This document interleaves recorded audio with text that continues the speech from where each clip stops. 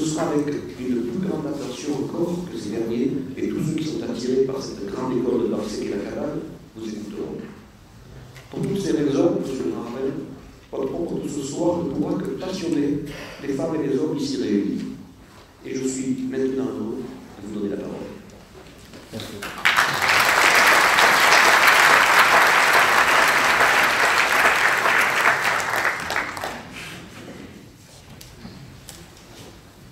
Bien. Pardon si j'ai interrompu la présentation, mais la précision des termes est très, très importante. Et je pense que toute la question que vous avez très justement soulignée des rites, qui est portée par la grande théorie d'Émile Durkheim, qui explique qu'une société, ce sont des rites et une église pour la porter, c'est la formule. Donc les rites, c'est ce qui nous fait vouloir vivre ensemble, et la société pour la porter, l'église, la tribu, c'est les personnes qui acceptent de se construire autour de ces rites. Et en réfléchissant au temple, et d'ailleurs c'était très intéressant dans votre présentation, c'est que vous êtes passé par tous les bâtis, la tour de Babel, temple de Salomon, deuxième temple. Il y en a un que vous avez oublié, c'est celui dont je vais parler ce soir, donc ça tombe bien, c'est le tabernacle. Parce que si on pense toujours au temple du roi Salomon, puis au second temple, bâti avec la permission de Cyrus, on oublie que la base de ce qui a été écrit dans la Bible, dans le chapitre 25 de l'Exode, c'est lorsque Dieu demande à Moïse de construire un tabernacle. La grande question qu'il faut se poser, c'est si l'ordre de construire le tabernacle ne concerne que la génération de Moïse, cet ordre n'aurait pas figuré dans la Bible. C'est une grande règle absolue qui fonde ce qu'est le canon biblique juif. En hébreu, ça se dit miyad veladorot. Il faut qu'un texte soit valable maintenant et pour les générations. Les amis chrétiens diraient pour les siècles des siècles. Et ce n'est pas anecdotique. Pensons par exemple que lorsque, dans le temple, dans le second temple de Jérusalem, les Maccabées, en l'an moins 180 à peu près, repoussent les Grecs qui avaient installé une idole dans le temple, il y a 2 livres qui racontent tout cela, 2 livres des Maccabées, qu'on trouve dans le canon biblique chrétien, mais qu'on ne trouve pas dans le canon biblique juif. Et pourtant, fondé sur cette histoire, nous avons... J'ai compris ce que vous vouliez faire, mais je vais faire tout seul. Voilà. Ça s'appelle le mimétisme, j'ai compris. Et d'une certaine manière, c'est exactement le sujet qu'on va essayer d'aborder ensemble ce soir. Comment Moïse arrive à faire quelque chose qu'il n'a jamais vu. Eh bien, il faut que quelqu'un lui montre d'abord. Vous allez voir dans quelques instants, ça va être le cœur de ma démonstration. En tout cas, les Maccabées délivrent le temple de l'idole, l'oppression grecque, emportent une victoire militaire, trouvent la fameuse fiole d'huile. Il y a ce miracle où la fiole d'huile brûle 8 jours au lieu de brûler un seul jour. Nous célébrons une fête importante, la fête de Hanouka, qui dure 8 jours, dans laquelle on allume des bougies pendant 8 jours. Mais ce texte ne figure pas dans le canon biblique. Dans le canon biblique juif, parce que il y a eu cette guerre contre les Grecs, et la Bible dit, ce sera avec mon esprit et mon souffle, et pas avec la force, et pas avec le nombre. Donc, ce que ponctuellement nous sommes obligés de faire, ce n'est pas un modèle à suivre pour les siècles des siècles. Pour tout le temps. Et donc, là, la force de ce qu'il y a dans le temple, et la force de ce qu'on construit individuellement dans notre temple, ce que vous faites ici, c'est un temple, provient du chapitre 25 de l'Exode, où nous avons toutes les demandes. Ça c'est un... Soit vous avez quelqu'un à toucher quelque chose. On m'a demandé. Ouais, non, on va les écouter. J'aurais pas dû les écouter. Oui, c'est ça qui est formidable dans une synagogue, Il n'y a pas de micro le Shabbat, donc là on n'a pas de soucis. C'est bon. Je sais pas, si vous voulez faire boîte de nuit avec un reflet, de rebond, machin, sinon on peut parler plus tranquillement. Alors, bien, alors je vais essayer de me concentrer sur mon chapitre 25. J'ai un peu de mal avec tous ces micros là. Vous voyez, un micro c'est peut-être mieux que 4, remarquez. C'est bon? Parfait. Donc, je vais essayer de réfléchir avec vous sur ce que sont les ordres de Dieu à Moïse pour construire le tabernacle. Et quel besoin d'avoir un tabernacle quand le peuple se trouve complètement protégé par une nuée le jour et le feu la nuit. Ils sont enfermés, ils sont dans un temple en fait, fermé. Ce qui est dans le camp, c'est ce qui est saint. Ce qui est en dehors du camp, c'est l'extérieur, le profanum. Donc il n'y a aucune raison d'avoir un temple dans le temple. À moins qu'on considère que dans le chapitre 25, au verset 8, lorsque Dieu dit à Moïse, « Ils me feront un tabernacle, et je résiderai parmi eux », dit le texte. Non pas je résiderai dans le tabernacle en question, ce qui serait me limiter. Si Dieu demande à ce qu'on lui fasse un tabernacle, c'est pas pour l'enfermer dans ce tabernacle et qu'il soit absent. Ce que d'ailleurs beaucoup de croyants, peu importe leur religion, considèrent comme étant leur mode de fonctionnement. Il y a des gens qui sont très pieux dans le judaïsme, le samedi à la synagogue et tout le reste de la semaine sont assez distants avec la religion parce qu'ils considèrent que leur travail, leur vie personnelle, professionnelle, tout ce que vous voulez, n'est pas concerné par leur lien avec Dieu. Le samedi, même chose avec certains chrétiens qui se sentent pieux dans leur temple ou dans leur église. Le dimanche, en étant distant avec la foi, la pratique religieuse, charité, le reste de la semaine, même chose avec l'islam le vendredi, en fait, c'est pas possible que Dieu nous demande de faire ça. Donc c'est bien le projet total et synthétisé par cette phrase incroyable. Ils me construiront un tabernacle et moi je résiderai parmi eux, pour ne pas dire je résiderai en eux. Et en fait, le résumé de la vocation du tabernacle, c'est de nous dire vous êtes chacun et chacune un tabernacle, un temple. Vous êtes un temple. Et c'est ce qu'on pourrait voir en parlant de quelques instants, avec les deux colonnes qui sont devant moi. Et deux colonnes, c'est un chiffre imparfait pour le judaïsme, parce que le monde repose sur trois piliers, disent Maxime des Pères, le service, l'étude de la Torah, le service de Dieu, le service des hommes, ou alors la justice, la vérité et la charité. Il manque une colonne. À moins qu'on considère que chacun et chacune, vous soyez potentiellement la troisième colonne. Et croyez-moi, ils vous mettent la troisième colonne que la cinquième colonne. Et donc,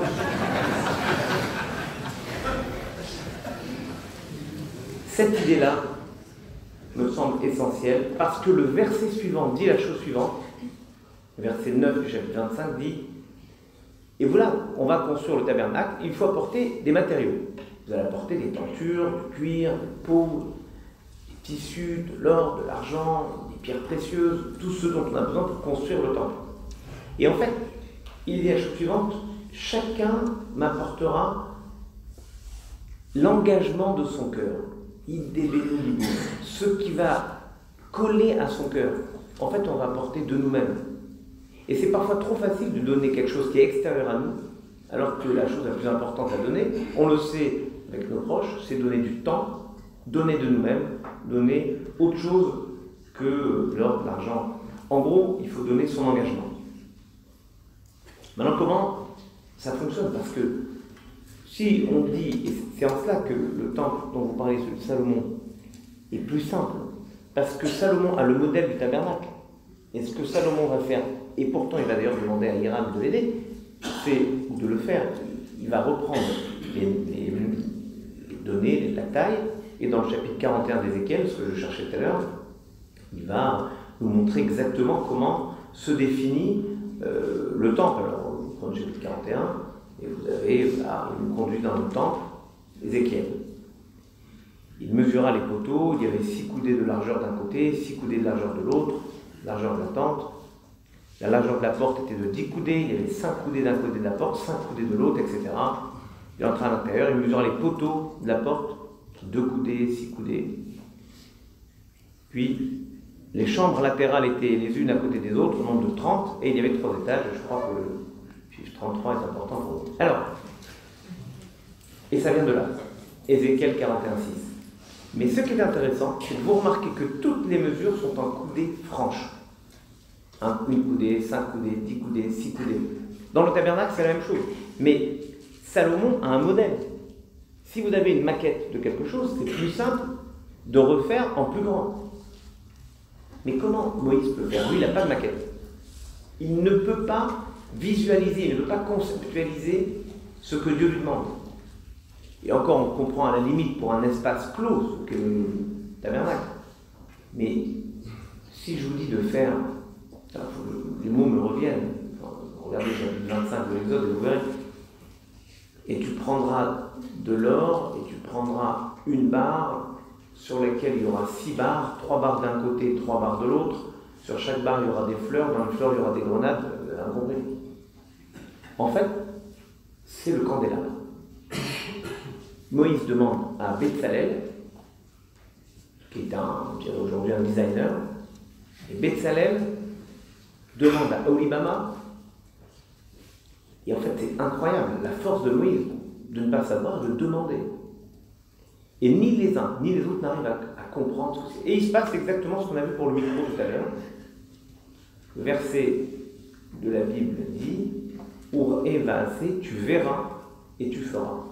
Le meilleur moyen pour transmettre quelque chose, c'est de montrer. Et donc, le Midrash, donc le commentaire allégorique de la Bible, nous explique que Dieu a montré une image de feu du candélabre à Moïse. Et quand Moïse a vu le modèle, eh bien, il a pu le réaliser, il a pu le faire réaliser par Bezalel. Et il va faire exactement la même chose avec le temple. En fait, il lui montre un idéal qui est l'idéal humain. Et c'est ce qu'on va retrouver dans toute la Bible. Chaque fois que vous avez un commandement dans la Bible, il renvoie au temple que nous sommes. Je vais vous donner un exemple très simple.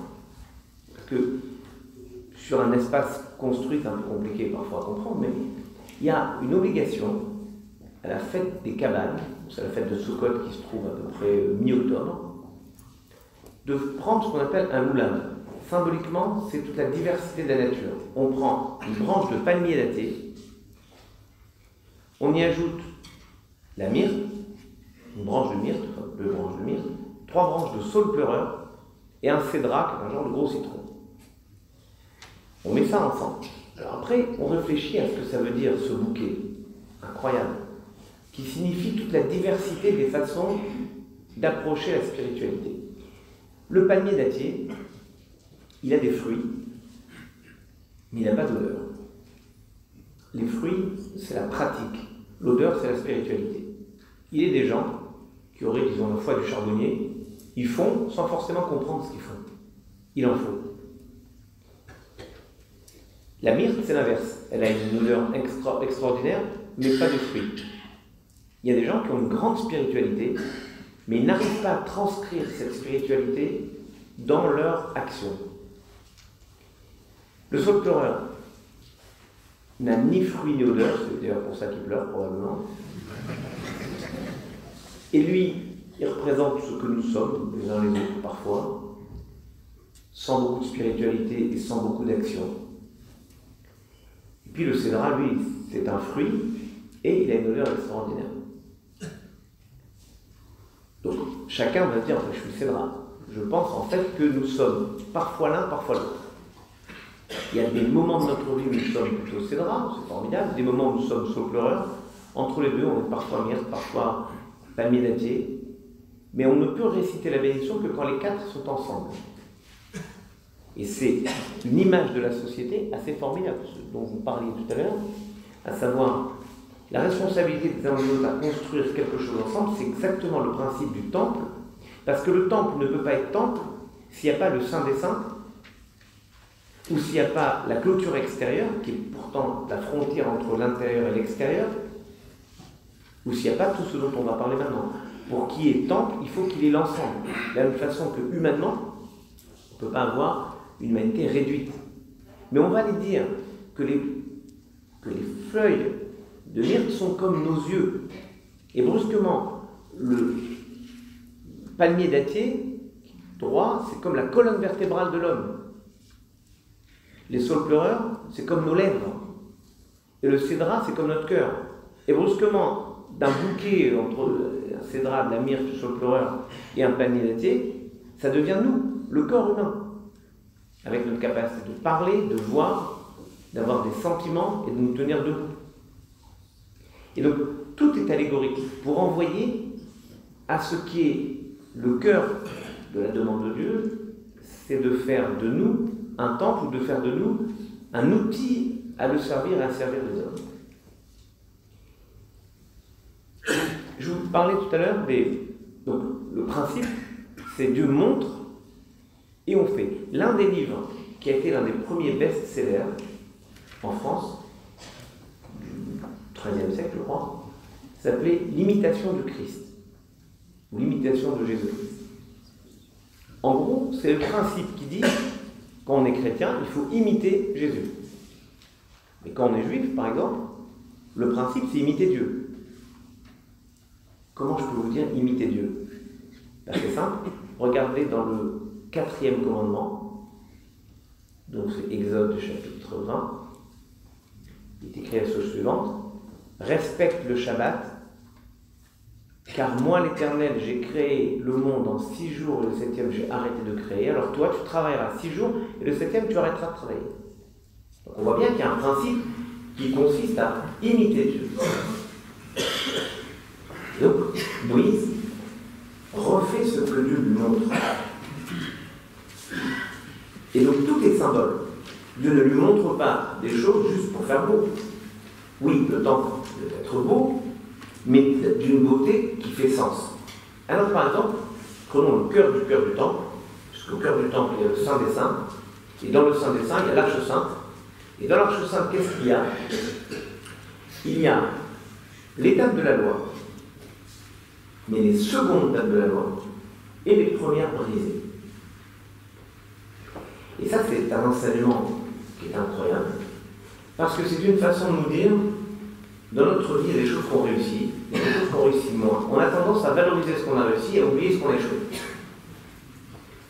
Nous nous construisons aussi avec nos échecs.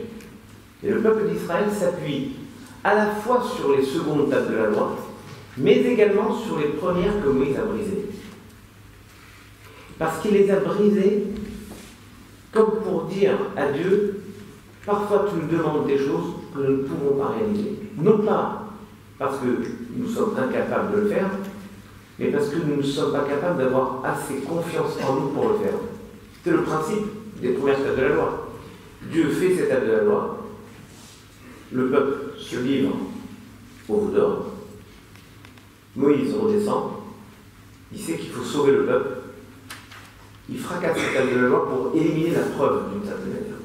En fait, pour constater que ces tables fabriquées par Dieu sont incompatibles avec l'imperfection de nos vies.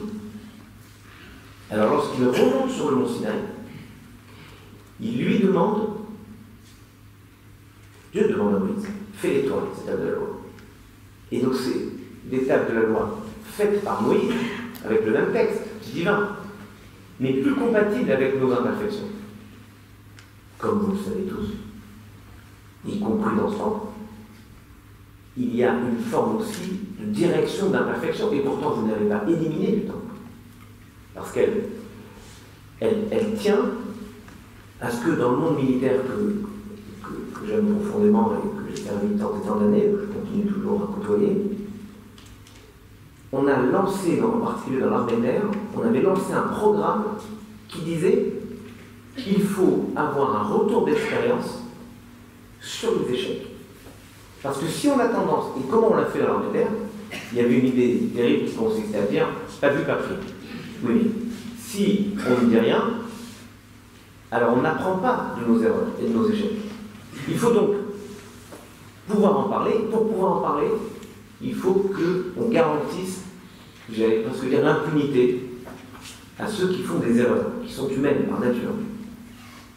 Et donc, on a garanti que ne seraient pas sanctionnés ceux qui développent leurs erreurs. Donc, on a pu avoir un meilleur retour d'expérience parce qu'on a inclus nos erreurs dans ce que nous sommes.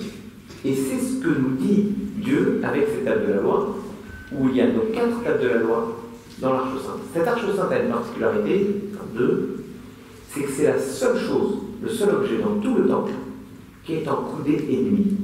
Je vous l'ai dit tout à l'heure, 2 coudées, 5 coudées, 10 coudées, 20 coudées.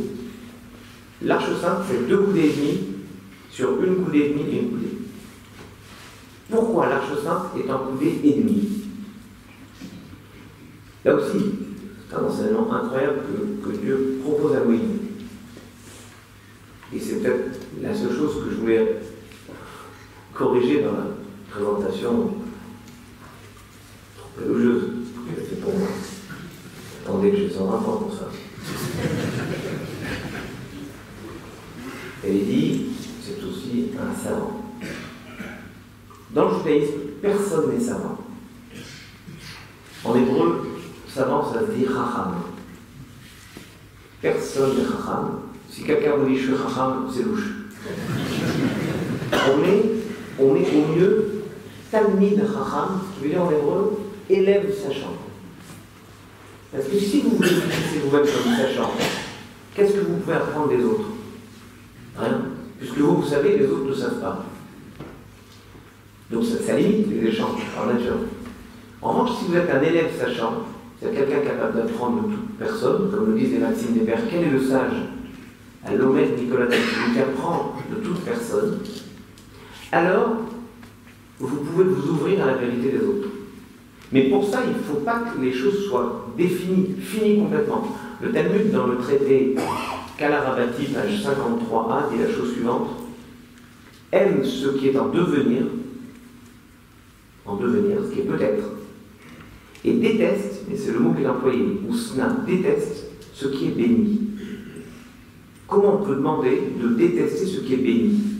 Et là, si vous me permettez, un rapprochement sémantique avec un mot français assez incroyable.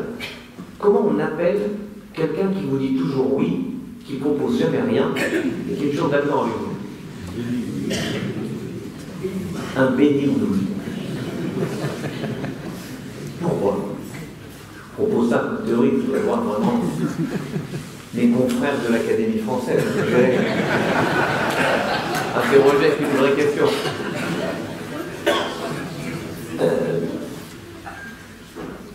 Mais pourquoi béni? Oui, parce que quand quelque chose est béni, c'est fini. Et donc, il n'y a plus rien à y apporter. Et donc, si vous dites, voilà, c'est fini, c'est béni, et bien, l'affaire est finie. Alors que si c'est en devenir, c'est toujours un potentiel. Et en fait, il faut aller oser s'opposer à la vérité que nos grands-mères, parce que j'ai le sentiment qu'on a un peu tous les mêmes grands-mères, nous ont implémenté dans l'esprit. On vous a toujours dit, un tien vaut mieux que 2 tu l'auras. Et le Talmud dit exactement l'inverse. Le Talmud dit non. Aime ce qui est en devenir, ce qui est en potentiel, et déteste ce qui est déjà béni, c'est-à-dire ce qui est fini. Et le Talmud va présenter cela sous une histoire incroyable que seul le Talmud peut oser énoncer. C'est l'histoire de 2 rabbins qui doivent aller du point A au point B. Et pour ce faire, il y a 2 routes possibles. L'une passe devant un temple idolâtre, et l'autre passe devant une maison de prostitution. L'un des rabbins dit à l'autre, écoute, on va prendre aucun risque, on va passer devant le temple idolâtre. L'autre lui dit non, on va passer par la route devant la maison de prostitution. La tentation sera certes grande, mais on va dominer notre tentation, notre pulsion, et notre mérite sera grand. Autrement dit, si on ne risque pas quelque chose, on n'aura rien. Et ils vont faire. Et le Talmud, qui nous raconte les choses de manière simple, nous dit, prostituée, voyant arriver ces 2 maîtres éminents, rentrent et ne les font pas entrer en tentation, et ils passent, et donc ils ont encore mérite, tout va bien pour le mieux, dans le meilleur des mondes. N'empêche que cette idée de dire, on va moins risquer pour avoir peu, n'est pas dans le corps de ce que Dieu demande aux hommes. Il leur dit, vous allez oser mettre des demi-mesures dans l'Arche Sainte, parce que dans la question du savoir, vous avez toujours besoin de la vérité de quelqu'un d'autre. Je ne veux pas que l'étude soit finie. Or, s'il y avait 2 coudées, 3 coudées, des mesures franches, c'est comme si on limitait de manière absolue la Torah, l'étude, la réflexion, le savoir. Or, nous sommes toujours en manque et en demande de ce que d'autres peuvent nous apporter. Sur l'Arche Sainte, il y avait, et c'est exactement le même jeu qu'on va retrouver dans le temple, les objets du temple, du tabernacle, sont exactement les mêmes que ceux du temple de Salomon, c'est-à-dire que les dimensions des murs seront augmentées, mais les objets seront les mêmes. Sur l'Arche Sainte, il y avait 4 anneaux sur chaque coin. Et alors que, par exemple, sur la table de proposition des pains, sur l'autel, sur le candélabre, il y avait aussi des anneaux pour le transport. Donc on mettait une barre dans les anneaux, on portait les objets. Quand on arrivait à l'étape où Dieu les finissait, on s'arrêtait, on enlevait les barres, les objets étaient prêts pour l'utilisation du culte. Sauf l'Arche Sainte, où le verset David dit « Tu mettras les barres et elles ne bougeront plus jamais. » Les commentaires disent que nous ne savons pas où se trouve l'Arche Sainte aujourd'hui, mais ce que nous savons pertinemment, c'est que là où elle se trouve, les barres sont sur elle. Pourquoi ces barres devaient être en permanence sur l'Arche Sainte? C'est pour moi un symbole extraordinaire de la mobilité de nos valeurs, de nos vérités, et du fait que la Torah, c'est-à-dire les valeurs qu'on essaie de porter, et que Moïse propose au peuple, Dieu lui a donné sur mon Sinaï, propose au peuple, ces valeurs doivent toujours accompagner la vie des gens. Et on ne peut pas avoir un espace de la Torah qui est loin de nous, et nous par ailleurs. La Torah nous suit. Elle est toujours en mouvement. Elle est toujours potentiellement en mouvement. Or, comment s'appelle la règle qui, dans le judaïsme, nous dit voilà ce qui est permis, interdit, licite, autorisé, etc. Ça s'appelle en hébreu la halacha, qui veut dire le mouvement. Alors je fais attention de ne pas dire en marche, parce qu'on va dire que mais c'est l'idée. C'est l'idée que potentiellement la Torah ne peut pas être statuifiée. En fait, elle ne peut pas être réifiée, déifiée.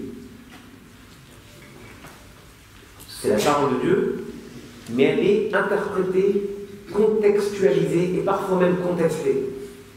Et c'est ce qui lui donne sa force. Si le judaïsme a pu perdurer, je vais vous livrer un grand secret, c'est à cause de la mobilité de la Torah.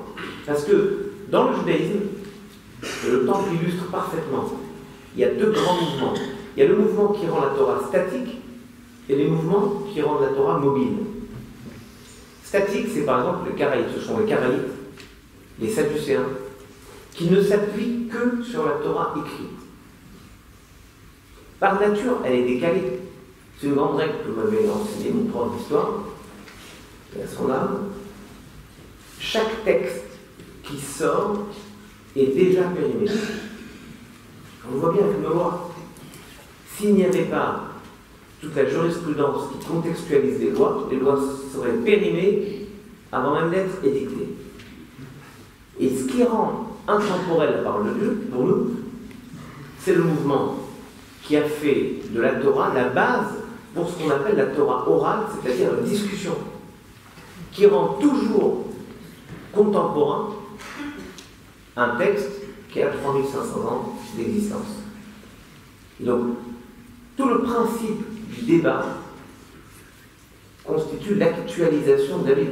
Et si je osais la comparaison avec, par exemple, l'islam a arrêté ce qu'il appelle l'ijtihad, qui est en gros la même chose, l'interprétation des textes, au XIIIe siècle.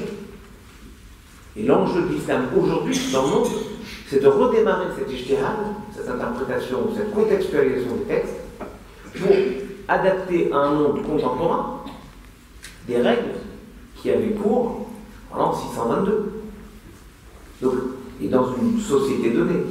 Donc on voit bien l'importance de la loi orale, c'est-à-dire de la mobilité du texte, d'où l'idée de ces 4 anneaux avec les barres qui ne bougent absolument pas.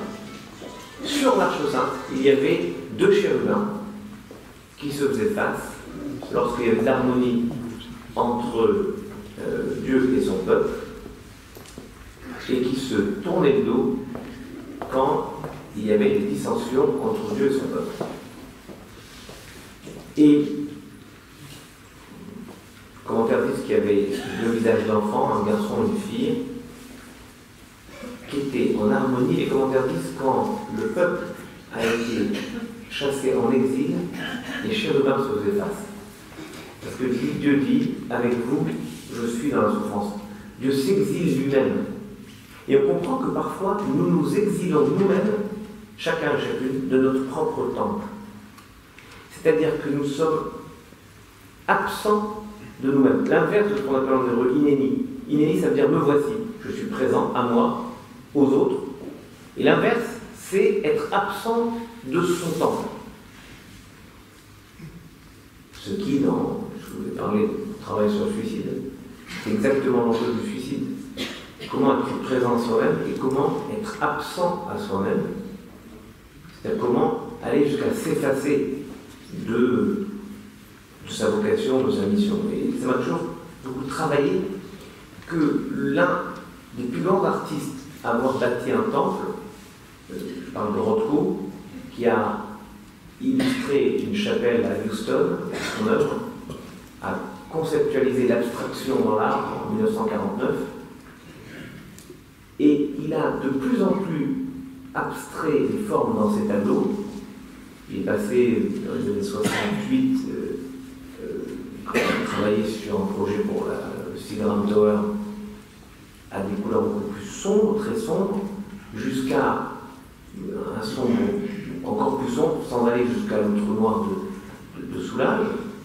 Et il construit un temple et il s'abstrait lui-même au dernier moment, puisqu'il n'assiste même pas à l'inauguration de cette chapelle de Houston, puisqu'il se suicide. Et parfois nous sommes absents nous-mêmes.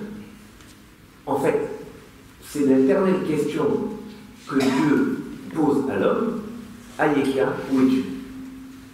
Depuis la question qu'il pose à Adam dans le jardin d'Éden, où es-tu? C'est-à-dire, où es-tu en dehors du lieu que tu es? Et ça m'a, c'est un peu la discussion que j'avais juste avant d'entrer ici avec certains d'entre vous, sur l'idée essentielle, c'est qu'est-ce qu'un temple finalement? Est-ce que le temple c'est lorsque nous nous rassemblons? Ou est-ce que le temple c'est un lieu qui appelle à notre rassemblement? Le Talmud a tranché en disant En amakom mechavet et adam, ce n'est pas l'endroit qui honore l'homme, c'est l'homme qui honore l'endroit. C'est-à-dire que pour nous, par exemple, quand on prie dans une synagogue, oui, il y a un lieu qui s'appelle synagogue, évidemment. Et on peut aller prier dans une synagogue. Mais je me mets ici, par exemple.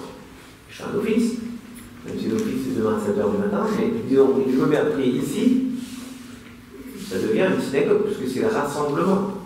Je me mets dehors, je me mets dans une cuisine, je me mets où vous voulez, ça devient le lieu est ce que nous en faisons.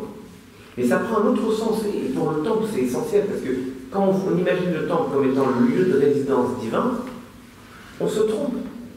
Parce que Makom, qui dit en hébreu le mot lieu, c'est l'un des noms de Dieu. Parce que Dieu est l'endroit du monde. Il est l'espace du monde. Parce que la Kabbale, dont on parlait tout à l'heure, nous explique que par le phénomène du Tzimtzum, la contraction, Dieu s'est contraint, c'est-à-dire il s'est contraint, pour laisser l'espace au libre arbitre de l'homme. Et donc, lui, Dieu est l'endroit du monde. Donc, relisons cette phrase en intégrant le mot Makom comme étant l'un des noms de Dieu, et on a la chose suivante. Ce n'est pas Dieu qui honore l'homme, c'est l'homme qui honore Dieu. Il faut oser le dire, mais parce qu'il faut oser le vivre. Et que ce que Dieu demande aux hommes, ce n'est pas de lui faire un tabernacle ou un temple pour se limiter à ce temps et à ce lieu, mais bien pour résider, pour que lui puisse résider parmi nous, c'est-à-dire partout. C'est le principe du candélabre, en hébreu la menorah, qui présente la lumière. Qu'est-ce qu'on fait avec un candélabre? On l'allume. sauf dans le judaïsme, et sauf dans le temple. Ni dans le temple, ni dans le tabernacle, on allumait le candélabre. Le mot qui est employé est incroyable, c'est « tu feras monter ». Lorsque tu feras monter la lumière, il ne s'agit pas d'allumer le feu. Ça, on laisse ça, enfin maintenant, peut-être là-haut, mais en tout cas, mais la lumière monte. C'est le chapitre 25, toujours, et le verset 40. Tu verras et tu feras. Tu verras et tu feras quoi? Le service divin que Dieu a montré à Moïse, que lui l'enseigne à Aaron. Et il a vu qu'il ne s'agissait pas d'allumer simplement la flamme, mais d'élever cette flamme. Parce que la flamme a une particularité assez étonnante. Si vous avez du parfum, vous mettez du parfum, à un moment il n'y a plus de parfum.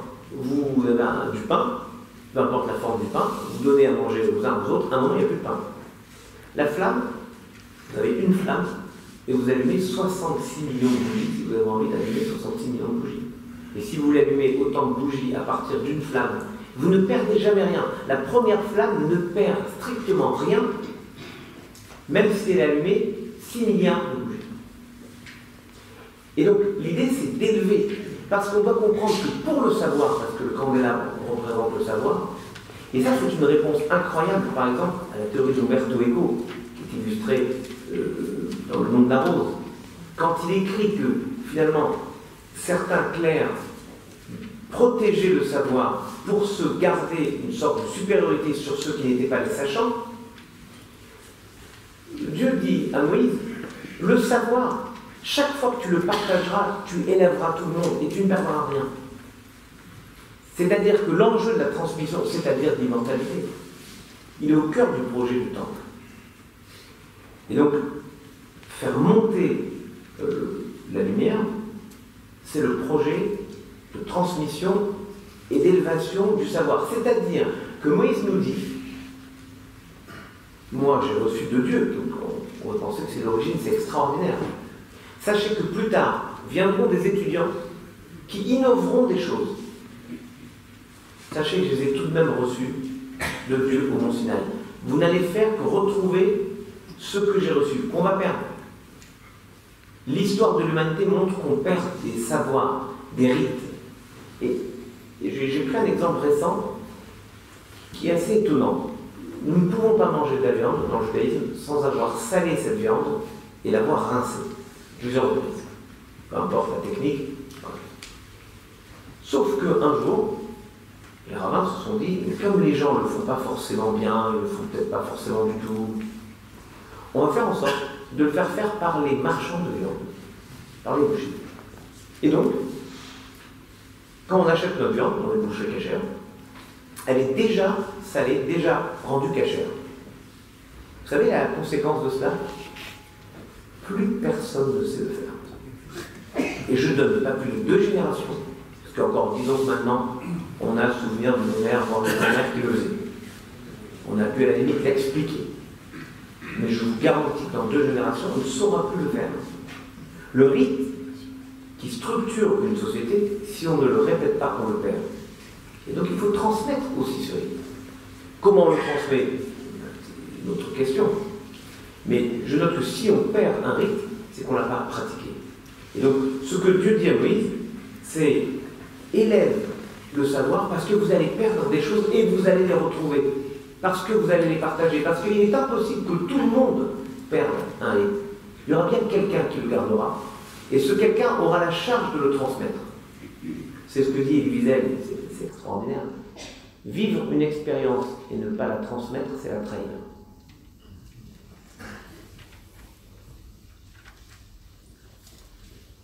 La structure du tabernacle, qui était différente de la structure du temple. La structure du temple est en pierre, je vais vous donner les mesures tout à l'heure. La structure du tabernacle est en bois de chittim, avec 3 côtés, et sur le 4e, un grand rideau, 3 côtés donc solidarisés, et de chaque côté, et ils étaient rassemblés par un bois qui partait d'un bout à l'autre. Donc imaginez un rectangle qui part de là, du centre des piliers, et il fait tout le tour. C'est du bois. Alors, soit on dit que c'est miraculeux. Alors, si je vous dis c'est miraculeux, il n'y a plus rien à dire, il n'y a plus rien à retirer, c'est miraculeux, c'est plus miraculeux aujourd'hui. Soit on considère que la formulation du verset est extraordinaire, elle nous enseigne quelque chose, il ira d'un bout à l'autre. Or, l'enjeu de notre société aujourd'hui, c'est exactement de trouver ce bois central qui unifie d'un côté à l'autre. Et qu'est-ce que ça veut dire unifier d'un côté à l'autre?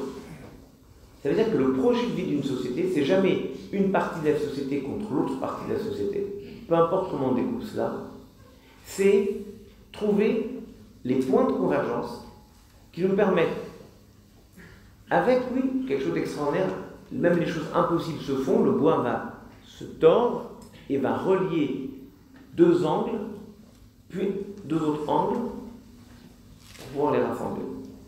Et ça se fait comment? Parce que des hommes et des femmes ont la vocation, la volonté d'entrer dans ce temple et de servir Dieu ensemble.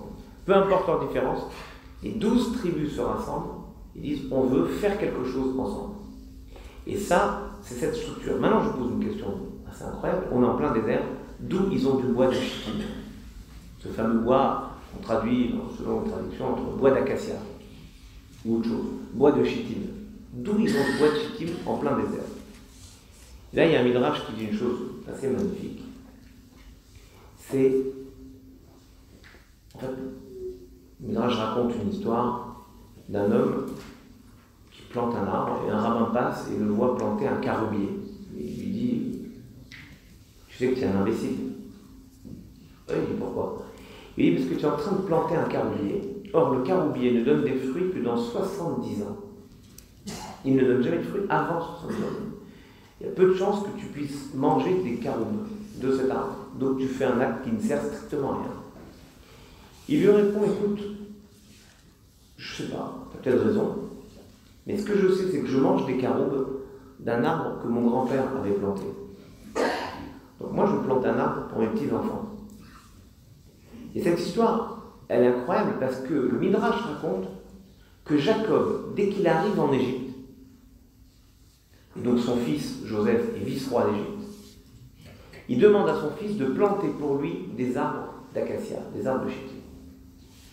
Et il leur dit, vous allez me jurer deux choses, vous allez me jurer de m'enterrer en terre sainte, dans la caverne de Marpella, là où sont enterrés mes pères, et quand vous partirez d'Égypte, prenez les bois d'acacia, c'est tout. Et ils le font. Quand ils sortent d'Égypte, les Hébreux avaient enterré Jacob déjà en terre sainte, ils prennent le tombeau, la tombe, le cercueil de Joseph, et ils prennent ces fameux bois d'acacia, qu'ils coupent et qu'ils portent avec eux, sans savoir à quoi ça allait servir. Et j'ai cherché comment expliquer ça, parce que soit on dit c'est la prémonition, soit on dit c'est l'Esprit Saint, alors j'ai plus rien à dire, c'est l'Esprit Saint, voilà, c'est l'Esprit Saint. Et j'ai trouvé une illustration de la chose. C'est un film. Vous ne me demandez pas le titre, je ne m'en rappelle absolument pas. Mais c'est un film assez extraordinaire où quelqu'un est un enquêteur et il reçoit une enveloppe à son bureau. Et dans l'enveloppe, il regarde, il y a des trucs incroyables. Une trombone, une clé, un badge, des trucs. Il prend l'enveloppe, il sauve. Là-dessus, les méchants le courent après. Et finalement, il arrive devant une porte, il est bloqué, et puis il y a un lecteur de badge, je sais pas, il prend le badge qui est dans l'enveloppe et ça ouvre la porte. Formidable. Il arrive un peu plus loin, il est bloqué, il cherche quelque chose, il a la clé, il tient peut-être, il essaye, ça marche. Et en fait, bon voilà, je vous spoil le film complètement, parce qu'à la fin on comprend que c'est lui-même qui s'est envoyé du futur l'enveloppe pour anticiper sur ses besoins. En gros, ce que ça nous explique, ce que le temple nous dit, c'est qu'il y aurait une lecture tragique de la Bible, que ce soit l'Exode chapitre 25 ou Ézéchiel chapitre 41, c'est de dire c'était formidable pour l'époque de Moïse ou du roi Salomon. En fait, Dieu nous envoie par avance des enseignements, des réflexions qui nous servent aujourd'hui.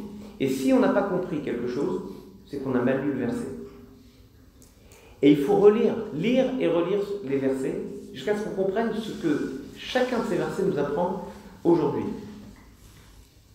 Ainsi, l'idée essentielle que Moïse, le grand homme, il ne se leva pas un prophète plus grand que Moïse, c'est la Bible qui en atteste, a eu besoin de demander à Bethsalem pour construire le temple, le tabernacle. Salomon, l'homme réputé ayant la plus grande sagesse de tous les temps, a eu besoin de demander à Hiram de l'aider à construire le temple. Cette idée de se dire les plus grands ont besoin de s'appuyer sur d'autres qui savent, c'est aussi une leçon modestique qui est valable à toute époque. Quand Rabbi Yochanan ben Zakkai est contemporain de la destruction du temple, du second temple. Donc le temple est détruit par Titus, et Rabbi Yochanan ben Zakkai sort de Jérusalem, il voit le général qui commande l'armée romaine, c'est Vespasien à ce moment-là, il lui dit « Je viens voir l'empereur ». Il dit « Je ne suis pas empereur ». Il lui dit « Je viens voir l'empereur ». À ce moment-là, un messager arrive de Rome, il dit « Le Sénat t'a désigné comme empereur ». Il lui dit « Demande-moi ce que tu veux ». Et il lui dit « Je veux avoir la possibilité de fonder une yeshiva, une maison d'études à Yavne ». Il lui dit « Ok ». Et Rabbi Yochanan ben Zakkai va fonder la maison d'études qui va permettre de transmettre, de faire vivre la Torah et dépasser le cataclysme de la destruction du temple. Les commentateurs demandent quelque chose d'incroyable. Pourquoi il n'a pas demandé à Vespasien de sauver le temple?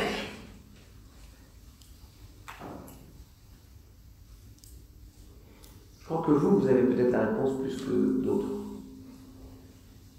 C'est que Rabbi Yochanan ben Zakkai sait que le temple, ce n'est que la volonté des hommes de se regrouper. Or, le temple, le deuxième, le temple d'Hérode, donc le deuxième temple, a été détruit, nous dit le Talmud, à cause de la haine gratuite. Et donc, le raisonnement de Rabbi Yochanan ben Zakkai est le suivant: ce n'est pas parce que le temple est détruit que nous partons en exil, c'est parce que nous avons été en exil de nous-mêmes et en exil de la relation à l'autre que le temple a été détruit. La destruction du temple n'est que la conséquence du comportement du peuple d'Israël à cette époque. Et donc demander à ce que le temple soit préservé, soit sauvé, ça ne servait à rien, puisqu'il n'y avait plus l'élan vital, il n'y avait plus le rouard, le souffle qui l'habitait, puisqu'il n'y avait plus la volonté d'habiter le temple. Et donc il se dit, on va construire, on va anticiper, comme Jacob avait anticipé avec le bois de Shittim, on va anticiper sur ce que moi j'appelle le troisième temple, c'est-à-dire le temple en réseau. Chaque fois que nous étudions la Torah, les commentaires de la Bible, Talmud, ce que Rabbi Yochanan ben Zakkai a essayé de sauver, nous nous mettons en réseau, nous fabriquons ce troisième temple qu'on comprend beaucoup mieux maintenant que le principe d'Internet existe, on peut être en réseau et être beaucoup plus forts tous ensemble. C'est exactement cette idée du temple des relations que va essayer de mettre en place Rabbi Yochanan ben Zakkai. Enfin, avant d'ouvrir un temps d'échange avec vous, je voudrais conclure avec deux petites idées. La première, c'est que le temple est construit à Jérusalem. Qu'est-ce que Jérusalem? C'est en fait une triple enceinte. Il y a Jérusalem. Au centre de Jérusalem, il y a le temple. Je parle bien du temple, pas du tabernacle. Parce que là, le tabernacle, il est d'abord à Shiloh, puis à Jérusalem, mais pas dans la même configuration. Donc il y a bien Jérusalem, au centre de Jérusalem, le temple, au centre du temple, le Saint des Saints. Dans le Saint des Saints, il y a la Torah, le Tableau. Or, je vous l'ai dit tout à l'heure, les maximes des Pères disent, le monde repose sur trois piliers. Boaz, non, là, je vous... On voit plus ça. Et le troisième qui manque, c'est... Le monde repose sur trois piliers, à la Torah, sur la Torah, à la Avoda, le service de Dieu, à la Gimtra Sadim, la charité, le service des hommes, la charité. Et Jérusalem incarne cette triple enceinte. Vous avez au centre le Saint des Saints, la Torah, donc les valeurs essentielles. Tu aimeras ton prochain comme toi-même, ne fais pas aux autres ce que tu veux pas qu'on fasse, toutes ces valeurs contenues dans la Bible. Autour, le temple. Le temple symbolise le service de Dieu. C'est comment on peut améliorer le monde, comment on peut, selon le mot hébreu, réparer le monde, exactement. Réparer le monde, c'est comprendre que Dieu nous a donné un monde ébréché, parce que nous l'avons ébréché, et nous continuons l'ébrécher en permanence, mais nous avons aussi la capacité à le réparer. C'est le principe de l'imperfection qui est la perfection. En gros, quelle est la perfection humaine? C'est sa perfectibilité. Et si vous acceptez qu'il y ait une perfectibilité, c'est que vous êtes imparfait. Mais justement, vous êtes parfait parce que vous pouvez vous améliorer. Et pour ça, il faut accepter juste d'être imparfait. Parce que si vous êtes en état de perfection, vous ne touchez plus rien et vous êtes mort. Et c'est exactement ce que j'avais soulevé avec mes amis prêtres, avec mes amis, où je m'étais rendu compte qu'à la fin de la messe chrétienne, catholique, on dit « allez dans la paix du Christ ». Allez dans la paix, ce qui est une traduction de ite missa est, mais qui n'est pas du tout une traduction de ite missa est. Ite missa est en latin, ça veut dire sûrement pas. Non, vraiment pas là-dedans, mais enfin, disons globalement, missa ça vient de mytho qui vient de mission. Donc aller en mission. Donc, aller en mission, les missionnaires, on a traduit ça en aller dans la paix. Et moi j'expliquais en prêtre, et ça a donné lieu à un débat assez intéressant, que le catholicisme ne peut pas sortir de son origine, de son influence juive. Or, le Talmud dit, chaque fois qu'on a dit à quelqu'un « va dans la paix », ça c'est mal fini. Par exemple, on dit à Absalom « va », Absalom, le fils de David, qui rentre en rébellion contre son père, ses amis lui disent « va dans la paix », l'air « béchalom », dans la paix, et ça finit très mal. Et d'ailleurs, je remarque qu'en français, quand quelqu'un est mort, on dit « il repose en paix ». Et en général, c'est plutôt fini. Enfin, je ne veux pas présumer de la foi des autres, mais en général, c'est plutôt fini. En revanche, quand on dit à quelqu'un « va vers la paix », comme on l'a dit au roi David, l'air l'échalon, vers la paix, c'est-à-dire que la paix n'est pas un état, mais un horizon, alors ça marche. Pourquoi? Parce que quand vous allez vers la paix, vous voulez améliorer les choses, améliorer le monde, réparer le monde. Mais quand vous êtes dans la paix, vous ne voulez plus rien toucher. C'est le principe terrifiant, si j'ose le dire avec mes personnels. Quand vous réussissez quelque chose d'extraordinaire, il faut voir ce qu'on fait après. Les militaires appellent ça, les Américains ont théorisé ça, je n'ai pas dit que ça me faire, mais enfin en tout cas ils l'ont théorisé, day after. Qu'est-ce que vous faites après la victoire? Vous gagnez, ok, mais qu'est-ce que vous faites après? Comment vous re-rentrez à nouveau en relation avec des populations que vous avez battues? Ou on dirait différemment, vous gagnez une Coupe du Monde de foot, vous êtes au sommet du monde, qu'est-ce que vous faites après? Vous ne voulez rien toucher, vous ne faites rien, et parfois c'est une catastrophe. On a vu passer longtemps. Parfois, on trouve une nouvelle énergie. Le principe, il est que Jérusalem et cette triple enceinte, Torah, autour service de Dieu, qui veut dire engagement à réparer le monde. Dieu nous a donné le monde avec l'obligation d'essayer d'améliorer en permanence, donc c'est qu'il n'est pas parfait. Comment un monde créé par Dieu n'est pas parfait? Non, il est parfait dans sa perfectibilité. Et la troisième enceinte, c'est l'enceinte de Jérusalem, de la ville, qui avait une particularité, c'est que, celles et ceux qui travaillent éventuellement dans l'immobilier en sont fort mariés, on n'avait pas le droit de louer quoi que ce soit à Jérusalem. Parce que, aux 3 fêtes de pèlerinage, il y avait beaucoup de demandes, et c'est mécanique. Si vous avez beaucoup de demandes avec une offre limitée, les prix augmentent. Donc, les rabbins ont décrété que personne ne devait louer un espace à Jérusalem. On devait accueillir tout le monde gratuitement. Et donc, tout le monde était accueilli sans être obligé d'être repoussé aux périphéries de la ville à cause des prix pratiqués. Et le Talmud atteste jamais quelqu'un a dit « je n'ai pas trouvé de place pour dormir à Jérusalem ». Donc, vous voyez que le temple qui se trouve dans cette triple enceinte, et qui est lui-même la seconde enceinte, implique un service des hommes. C'est-à-dire qu'on ne peut pas s'enfermer dans son temple, une sorte d'ermite personnel. Je me mets en état d'ermite, je me ferme aux autres. C'est pas possible. L'homme n'est pas une île. Et le temple n'est pas une île. Donc, première chose, le lien aux autres. Deuxième, le lien à Dieu, c'est-à-dire le lien au monde. Et la troisième chose, le lien à la Torah, c'est-à-dire aux valeurs. Parce que ce qu'on apporte au monde, ce n'est pas juste l'attention, la charité, c'est aussi une élévation des valeurs. Et peut-être que la grande question du temple, et c'est avec ça que je conclurai, c'est est-ce que la construction du temple n'implique pas d'abord de redétruire tout?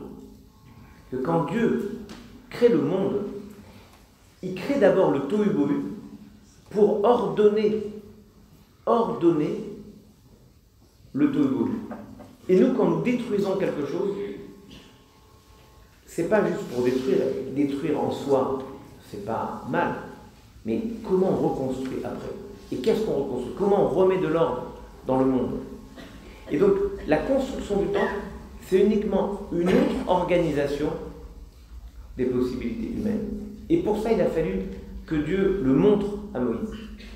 Et d'une certaine manière, Moïse nous le montre en nous disant, voyez, ce temple, ce tabernacle, c'est de pierre, d'or, de choses précieuses et de choses simples. C'est vous. Vous êtes vous-même précieux. Et vous devez aussi servir et les hommes, et la réparation du monde, et les valeurs de la Torah. C'est un projet d'une vie de plusieurs vies.